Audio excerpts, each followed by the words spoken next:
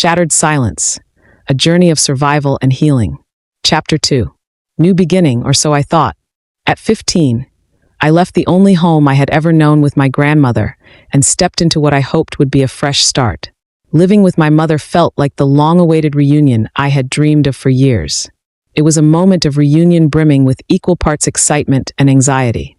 Having spent most of my childhood without her, I imagined this would finally be my chance to feel the warmth and affection I believed only a mother could provide. My expectations were high, fueled by dreams of finally belonging somewhere. But what I thought would be a new beginning quickly turned into a period of painful discovery. The day I moved in with my mother, it felt as though I had stepped into an unfamiliar world. I was old enough to understand that change was inevitable, but I was too young to grasp how profoundly it could unsettle me. This wasn't my first move, but it was the first time I truly felt like a stranger in my own home. When I asked my mother if I could stay with her so I could attend school, since her house was closer, I didn't expect resistance. But she was clear and firm. She didn't want me there on the weekends. "You need to go to your yard," she would say, meaning I had to return to my grandmother's house. Yet, I didn't want to leave. I longed to stay near her, to live in Kingston, to feel like I finally belonged somewhere, not just physically but emotionally. I remember how my sister was living with relatives in another parish, attending a good school. She would usually come home on weekends or during holidays, but when she saw that I was there to attend school, she suddenly wanted to transfer to the same school I was about to attend. Even though there was a bit of resistance, it didn't take much for my mother to agree to let her come. I didn't think much of it at the time, but now I wonder why I was the one who was passed back and forth, while she was given stability. Why did I always have to fight for space, for belonging, even in my mother's house, even in my mother's heart? The slap that stung more than the skin. One incident stands out as a pivotal moment during my time with my mother. It happened not long after I moved in with her and marked the first time she sat me down to discipline me. I don't remember what I was being reprimanded for, but I do remember the silent promise I made to myself beforehand. I would never respond to my mother with disrespect or irritation under my breath, as I had sometimes done with my grandmother. I would never stomp away in anger. I was determined to be respectful, to show her I was different. But as she spoke to me, the moment escalated in a way I didn't expect. Out of nowhere, she slapped me across the face. The reason? She thought my mouth was trembling as though I were about to respond. But I hadn't said a word. I hadn't even intended to. The slap shocked me. The sting on my cheek faded quickly, but the emotional pain lingered. It wasn't just the physical blow that hurt. It was the unspoken message it carried. In that moment, it felt like a confirmation of what I had feared deep down. No matter how hard I tried, I couldn't earn her love or approval. That slap was more than just discipline. It became a physical manifestation of the emotional distance between us, a painful reminder that, in her eyes, I was someone to be controlled, not cherished. It deepened the divide between us in a way I couldn't have anticipated. The sting on my skin disappeared, but the mark it left on my heart remained long after. A love unreciprocated. At that point, I loved my mother more than I loved myself. I wanted nothing more than to be close to her, to make up for the years we had spent apart. But her rejection began to erode that love, little by little. When she resisted my request to stay with her, I resorted to a quiet act of desperation. I deliberately let the last bus to the country pass, then lied to her, saying I hadn't caught it. It wasn't an act of rebellion. It was a small, desperate attempt to stay near her, to hold on to whatever closeness I could. Over time, though, the love I felt for her became eclipsed by resentment. Her actions made me feel unwanted, like a burden she merely tolerated rather than a daughter she cherished. That resentment slowly hardened into hatred, a weight I could no longer carry alone. It was a burden I eventually had to lay before God. I prayed for help, asking the Lord to guide me in releasing the bitterness that had taken root in my heart, and He answered, lifting the weight I couldn't carry on my own. Walking the hard road. Living with my mother was nothing like I had imagined. Her house, though slightly bigger than my grandmother's, felt hollow. At my grandmother's, the air carried echoes of spoken words, stories, laughter, and even struggles that somehow made the small space feel alive. It was a home filled with love and belonging. But my mother's house was different. It felt cold and unfamiliar, as if I were an outsider tiptoeing through spaces that never embraced me. A mother's expectations. My mother even asked me to sell bagged juice and water, tasks that would have required me to trudge through the stifling heat of downtown Kingston or the Crossroads area. I refused, unable to shake the heaviness of her request.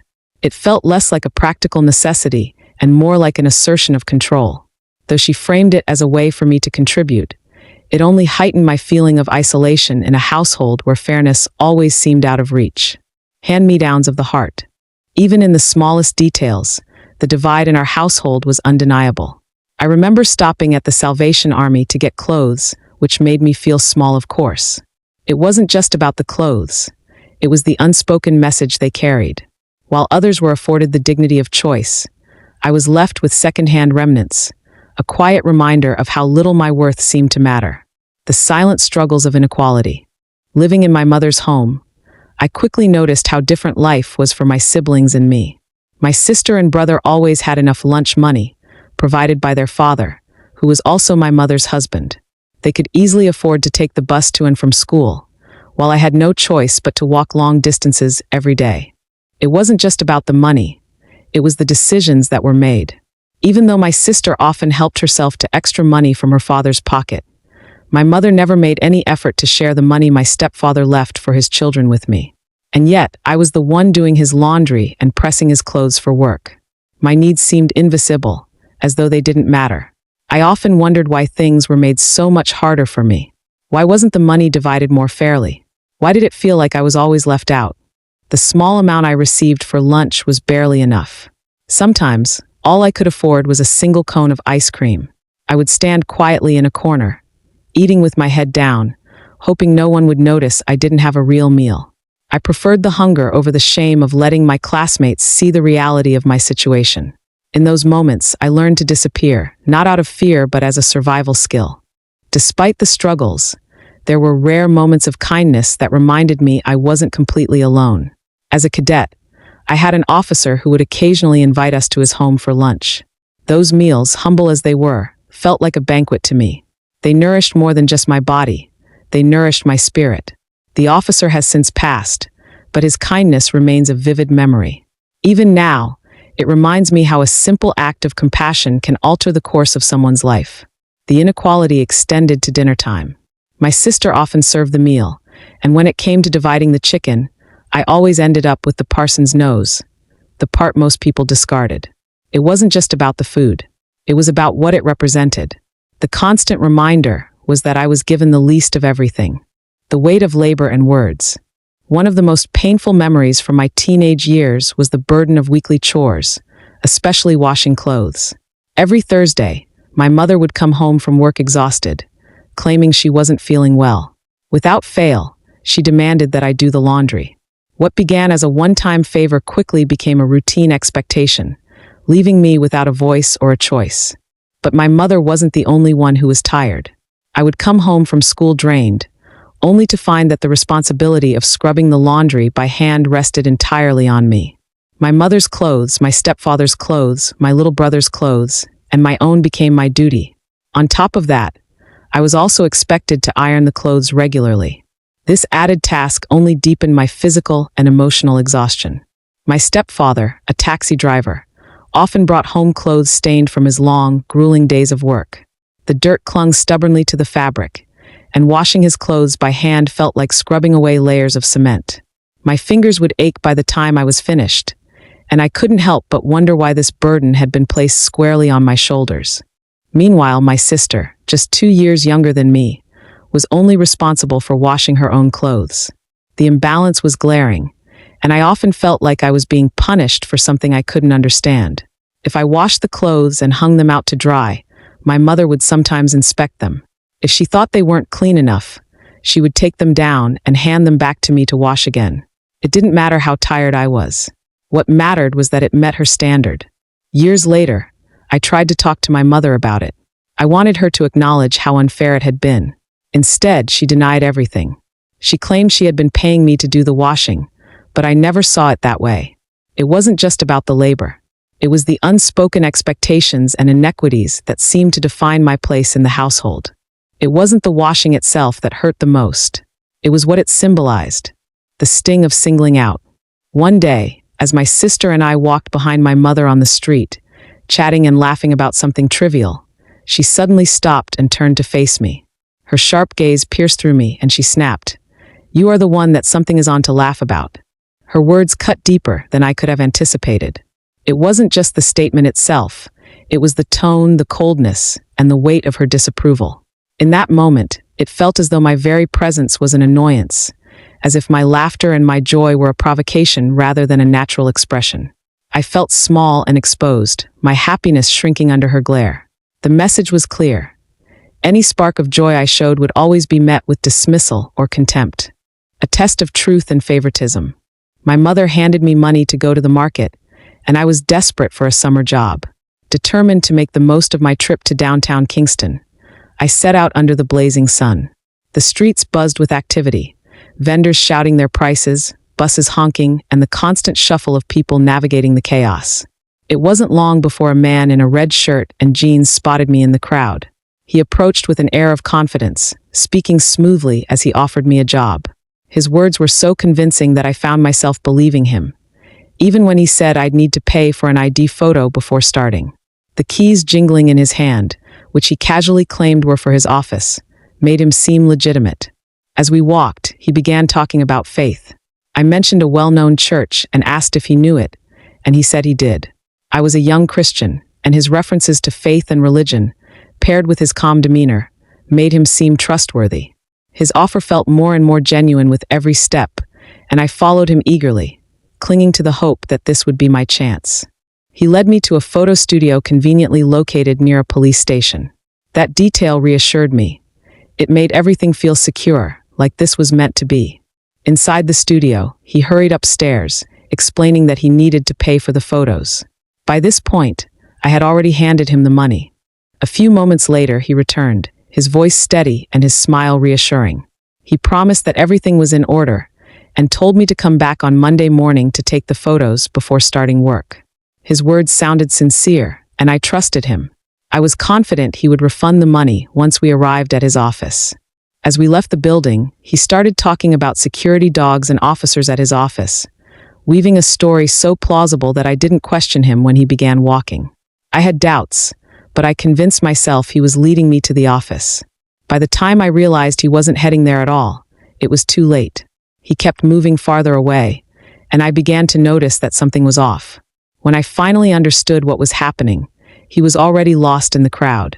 The streets were chaotic, packed with people, and he disappeared without a trace, taking not only the market money, but also my hopes with him. Panicked, I ran back to the photo studio, desperate to recover my money. But when I arrived, the building didn't even house a studio. It didn't exist. My heart sank. As I stood there, overwhelmed and trying to make sense of what had just happened, a man approached me.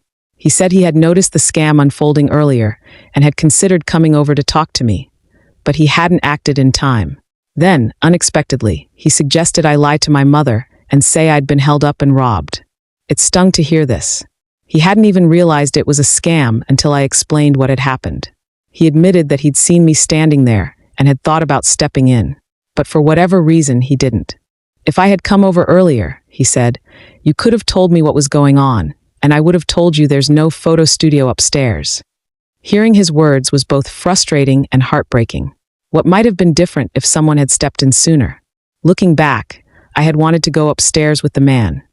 That was my plan. But when he rushed off, something didn't feel right. Chasing after him felt strange, so I stayed downstairs, waiting for him to come back. It was during this moment of helplessness that I ran into my former cadet officer, the one who had once shared his lunch with me when I had none. Embarrassed and feeling hopeless, I explained what had happened. He listened carefully, without judgment, and when I finished, he simply handed me money to replace what had been stolen, so I could return to the market and buy what my mother had sent me to get. His kindness was a small light in an otherwise dark moment, a reminder that not everyone in the world was out to take advantage of me. When I got home, I was late, but I had the items my mother needed. I hoped the delay would be forgiven, but instead, her anger erupted like a storm. She cursed me, calling me stupid, her words cutting far deeper than the loss of the money itself. I tried to explain what had happened, my voice trembling, but before I could finish, my sister interrupted. "The same thing happened to my friend," she chimed in, echoing each detail I shared, as though narrating someone else's life. A tenant in the yard finally called her out, laughing and saying, "That happened to you, not your friend." Only then did it come to light that my sister had been deceived in the exact same way before. Instead of telling the truth, she had rushed home breathless, spinning a story about the bus she was on being held up at knife point. Her lie had spared her from punishment entirely.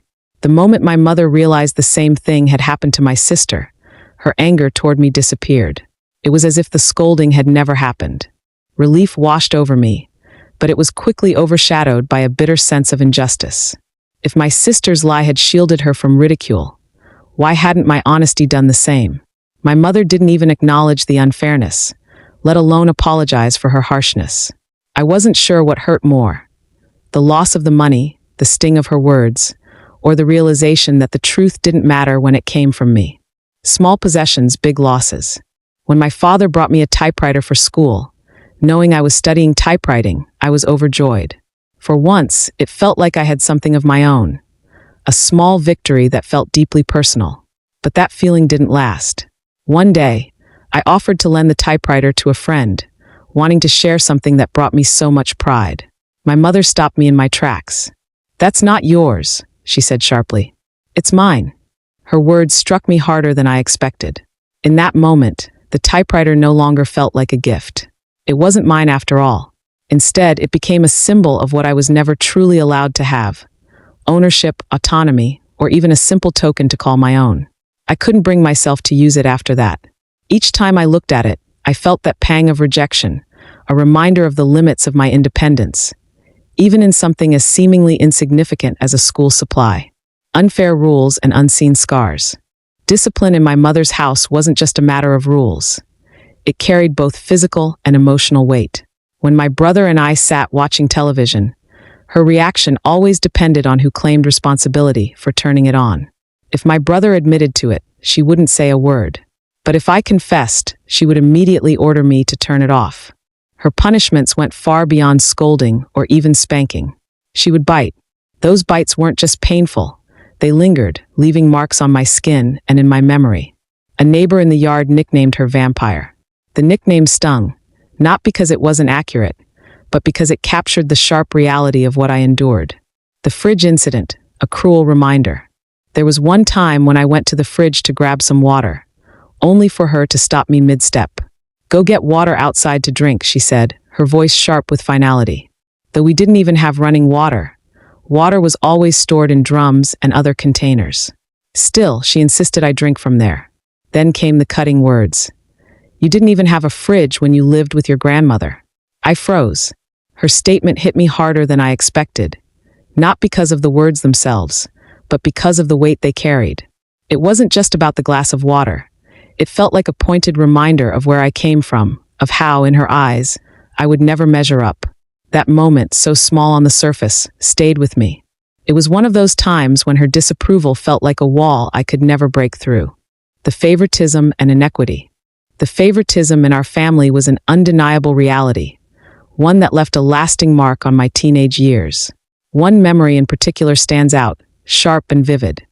My mother bought a shimmering gold fabric for my sister to sew a dress for my aunt's wedding. For me, she handed over a plain blue satin, a material far less elegant, almost an afterthought. It wasn't the gold fabric itself that I longed for. What stung was what it represented: my place in the family. The choice was a reminder, subtle yet unmistakable, that I was always second in line, always less. The wedding dress incident. A kind woman, noticing my pain, spoke up on my behalf.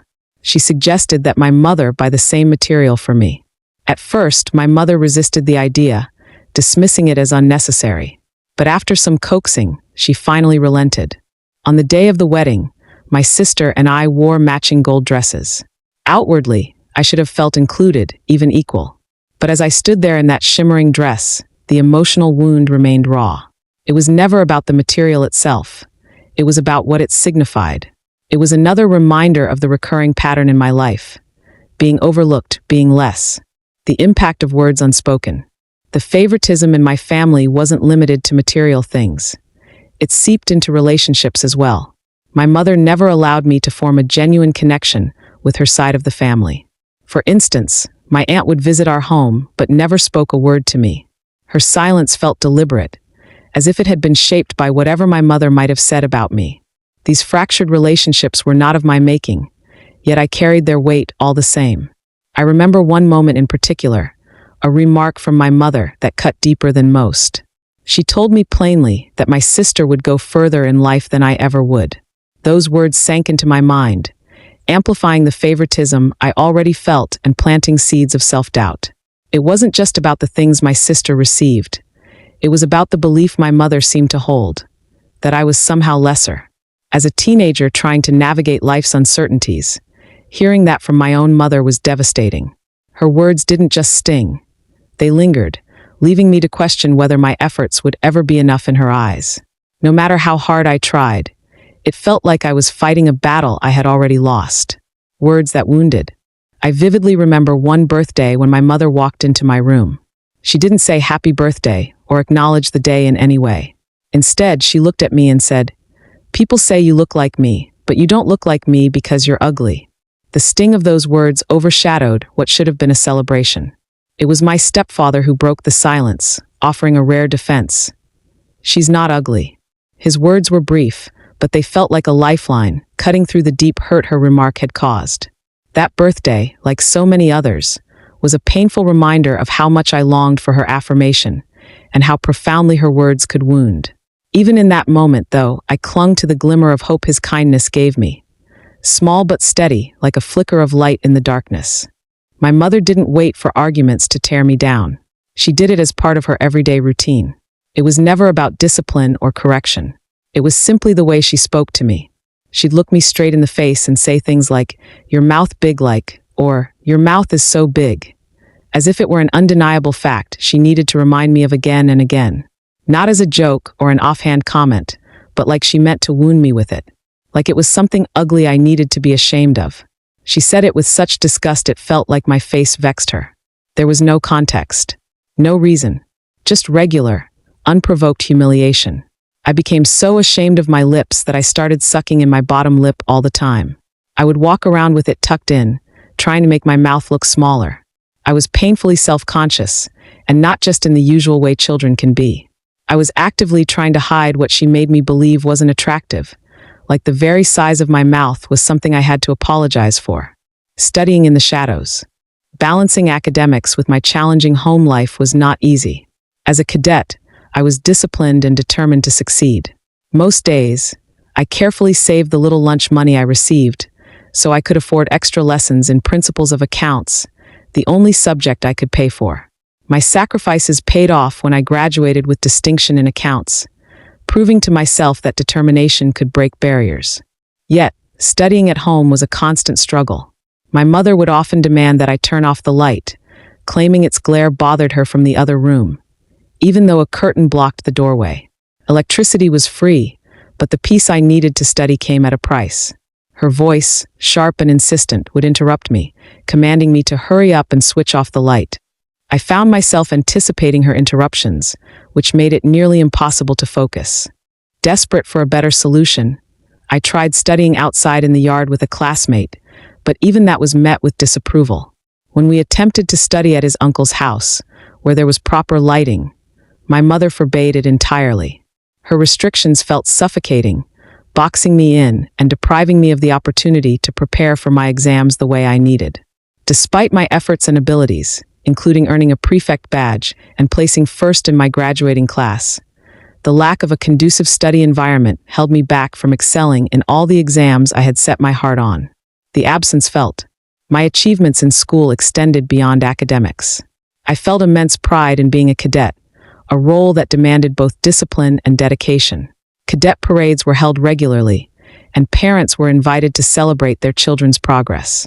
Each time, I scanned the crowd, hoping to catch a glimpse of my mother, but she never came.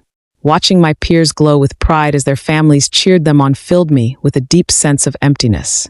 In those moments, I was transported back to being the little girl who cried quietly because the person I needed most wasn't there. That absence left an undeniable ache, but it also shaped me in profound ways. Even without her physical presence or encouragement, I learned to push through the pain. I found strength in that void, vowing to build a future where I could stand tall and be proud even when there's someone or no one is there to witness it. A shattered truth, discovering my identity. My mother once revealed to me that the man I had always believed to be my father, the one who had gifted me the typewriter, was not, in fact, my biological father. The revelation came out of nowhere. One day, she took me to the airport, a place I had never visited before. There, she introduced me to a man and told me he was my real father. He greeted me warmly, embracing me with hugs and kisses. The entire moment felt unreal, as though I was watching someone else's life unfold. Later, when she asked how I felt about this discovery, I responded calmly, "I don't feel any way, it already happened." But beneath that composed response, a storm of emotions churned. I had been nurturing meaningful connections with my cousins on my father's side, the man I had always known to be my father. Now, I faced the heartbreaking task of telling them we were not actually related. Losing those growing relationships felt like a betrayal layered on top of another. Conflicting messages. Even after revealing the truth, my mother still sent me to the man I had always known as my father to collect lunch money. The journey was long, and I often made the trip alone. Sometimes I returned home late at night, only to discover he wasn't there. Each time, I was left with a nagging sense of confusion. If he wasn't my father, why did she continue to send me to him? The emotional toll was immense as I struggled to make sense of the two conflicting realities she had placed before me. Violated boundaries. Around that time, I began receiving letters from the man my mother had introduced as my biological father. These letters became my lifeline to understanding this new relationship, a small, private link connecting me to him. But any sense of privacy I thought I had was short-lived. Without my knowledge, my mother would go through my school bag and personal belongings. One day, she confronted me with words that cut deep. "He's writing you the same things he's writing me." I don't clearly remember if she had asked to see the letters or if I had shown them to her, as some memories blur with time, but what stayed with me was the feeling of exposure. I felt violated, as though even the smallest corner of my life was no longer my own. It was a betrayal of boundaries I hadn't even realized I needed to guard. A dark revelation. After I left my mother's house, life dealt me another devastating blow. The man who had claimed to be my father continued writing letters to me, their contents laden with unsettling undertones. He used biblical references, such as the story of Lot and his daughters, that seemed to justify inappropriate intentions. Each letter left me shaken to the core, forcing me to wrestle with emotions I wasn't ready to confront. The discomfort didn't stop there. He made similarly disturbing remarks during phone calls, deepening my unease and leaving me feeling trapped in a dynamic I didn't know how to escape. One day, while I was in Jamaica, he called to inform me he was coming to Kingston to visit me at my house. Though he told his wife he would stay at his brother's house in Kingston, he arrived directly at mine instead. His arrival wasn't entirely unexpected, but it was deeply unsettling. It was New Year's Eve, and I had been preparing to attend church that evening when he showed up. We were in the room, and though we had already greeted each other, he kept trying to hug me and pull me close. I embraced him, but I resisted getting too close, keeping a certain distance. There was something about the way he tried to hold me that felt off, too intimate, too uncomfortable. I didn't want to give the wrong impression or create a moment that felt inappropriate. Before leaving, I decided it was time to address the question that had been weighing heavily on my mind. Looking him in the eye, I asked directly, "Are you sure you're my biological father?" Without hesitation, he said yes, confidently claiming he remembered the exact moment it happened. I responded calmly, though my mind raced. "Then we should do a blood test to confirm," I said, holding my ground. Before leaving for church, I asked if he wanted to come with me, but he declined. Feeling unsettled, I sought guidance from my landlord, whose advice was firm. "You don't know him well.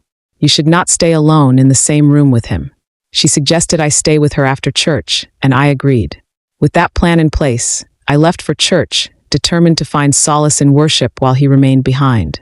When I returned later that night, I followed my landlord's advice and stayed in another room instead of my own. The next morning, I accompanied him to the bus stop. From that day forward, I never saw or heard from him again. Perhaps it was because he didn't get what he wanted, Or maybe it was because he knew he wasn't truly my biological father. I will never know. Reflections on resilience. These experiences challenged me in ways I could never have anticipated, but they also became the foundation of my strength. Each revelation and betrayal, though deeply painful, taught me how to navigate the complexities of life. While I cannot control the actions of others, I've found healing in accepting my emotions and discovering paths to move forward. Avoiding home, a place of unease. As a teenager, I often looked for ways to delay going home. If I had cadet activities after school, I stayed as long as I could. On days when I finished early, I lingered in places like the National Heroes Circle, sitting quietly until nightfall. The thought of stepping through the door and facing my mother's accusations and belittling words filled me with a deep sense of dread. Home wasn't just a physical place I was avoiding, it was the emotional burden it carried. A vision of despair. One day, as I was walking up the road, I had a vivid vision that shook me to my core. Ahead of me, I saw another version of myself, literally eating from a garbage bin. It felt as though my spirit was laying bare the depth of the despair I carried. The vision lingered, haunting my thoughts and serving as a stark reminder of how overwhelming the weight of my depression had become. Prayers for an end. The emotional pain I carried often felt unbearable, pressing down on me in ways I couldn't explain. I prayed constantly not for courage to take my own life, but for something, anything, to release me from the suffering. As I wandered the streets, I prayed and asked the Lord for a stray bullet to find me, to bring an end to the pain I could not outrun. I wanted to die. I longed for relief, an escape from the weight of a life that felt too heavy to bear. Lack of support for higher education. When I graduated from high school, I remember my mother's disinterest in my future with painful clarity. "So, you want to go to college?" she asked, her tone heavy with indifference. It was painfully obvious she hoped I'd say no. Trying to ease the tension, I responded with a forced joke. "God's soon come, I'm going to work." Her silence afterward was deafening, filling the space between us with everything she left unsaid. She didn't challenge me to think about college, didn't encourage me, and didn't urge me to reach for something greater. It was as if she had already decided my future for me, a future without hope, growth, or expectation. Prophecy of evangelism. I'd never forget the day a man prophesied over me, telling me that I would become an evangelist. That night, on our way home from church, I was elated and eager to share the news with my mother. But her response was immediate and sharp. "You're not becoming no evangelist." Her words cut deep, leaving me stunned. But they didn't stop me. Years later, I was not only ordained as an evangelist in Jamaica, but I was also ordained as both an evangelist and a pastor in America. What she dismissed as impossible became my reality. Her disbelief, rather than breaking me, became my fuel. Strength amid the storm. Looking back, I realize now that even in my darkest moments, I was still holding on to hope quietly, almost unknowingly. My prayers, though desperate, were a reflection of my resilience, a silent refusal to let go completely. Deep down, I was searching for something greater, a sense of peace and purpose that could exist beyond the pain. Understanding my responses. Even though my mother often labeled me as stubborn and feisty, likely influenced by my grandmother's words, I believe my responses were rooted in the consistent provocation I endured. The Bible says, "Parents, provoke not your children to wrath," yet the relentless criticisms and accusations I faced naturally provoked a reaction. I wasn't trying to be disrespectful or confrontational. I was defending myself, questioning why I was treated the way I was. It wasn't defiance. It was survival. Despite how she interpreted my actions, I can say with certainty that I was never rude to her. I never insulted her, attacked her, or called her names. I maintained a sense of respect, even when my heart ached from the wounds her words inflicted. Deep down, I still longed for her love and approval. Even in moments when I felt unjustly treated, I often took the initiative to apologize, hoping to mend the relationship and earn her affection. I poured my feelings into letters of apology, carefully writing each word with the hope that it would soften her heart. In those letters, I expressed my love for her and my desire for peace between us. But despite my efforts, nothing seemed to change.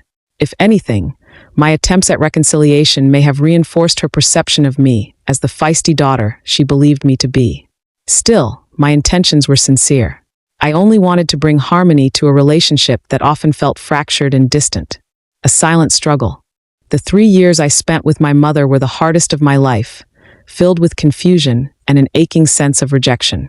I tried to remain quiet, to fade into the background, hoping that my silence might somehow make her notice me. But I was wrong. It wasn't my silence that caught her attention. It was the constant reminder that I wasn't the child she had envisioned. I struggled quietly, longing for the love that never came.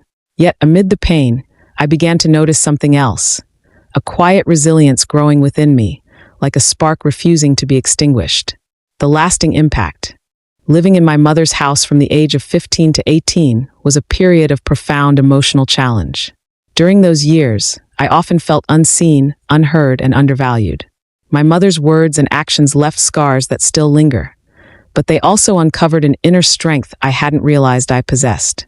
That chapter of my life wasn't just about enduring pain.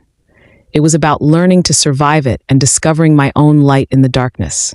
Though I couldn't always speak up back then, I can now. In finding my voice, I honor the strength of those who face similar struggles in silence. Reflection. Moving through the shadows. This chapter explores one of the most turbulent periods of my life. It was a time when I was searching for my identity, grappling with the pain of favoritism, belittlement, and betrayal, all within the walls that were meant to protect me. This chapter isn't about assigning blame, but about giving voice to the experiences that shaped me and, hopefully, offering a voice to others who feel silenced by similar struggles. It's for the countless sons and daughters who wrestle with the complexities of their relationships with their parents. For those who bear the conflict of loving someone who has also caused them deep pain. It's a reminder that you are allowed to speak your truth, even when it feels uncomfortable. For years, I carried the weight of my mother's words, her actions, and her expectations. These experiences could have broken me, but they didn't. Instead, they revealed a strength within me. It was a determination not to be defined by neglect or harshness of others. What I've learned is that healing doesn't mean erasing the past or pretending it didn't happen. Healing means facing those moments, acknowledging their impact, and still choosing to move forward.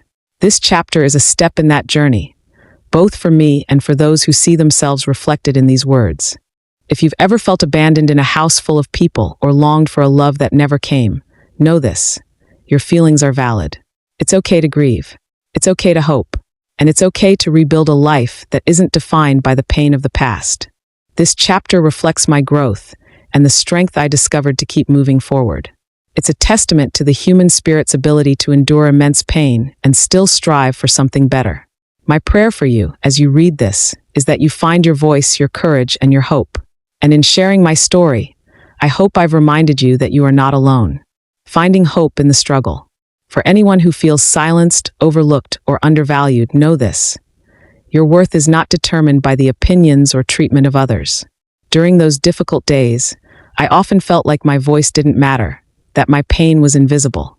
But even in those moments of silence, I held tightly to the promises of God. Scripture reminded me that the one who created me sees every tear and hears every unspoken word. Psalm 34 verse 18 comforted me. The Lord is close to the brokenhearted and saves those who are crushed in spirit. It became my lifeline in moments when I felt utterly alone. And when I questioned my own worth, Isaiah 49 verse 16 reassured me. See, I have engraved you on the palms of my hands.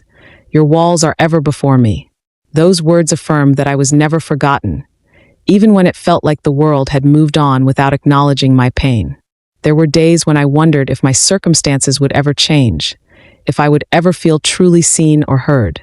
But Jeremiah 29 verse 11 gave me hope for the future. For I know the plans I have for you, declares the Lord, plans to prosper you and not to harm you, plans to give you hope and a future.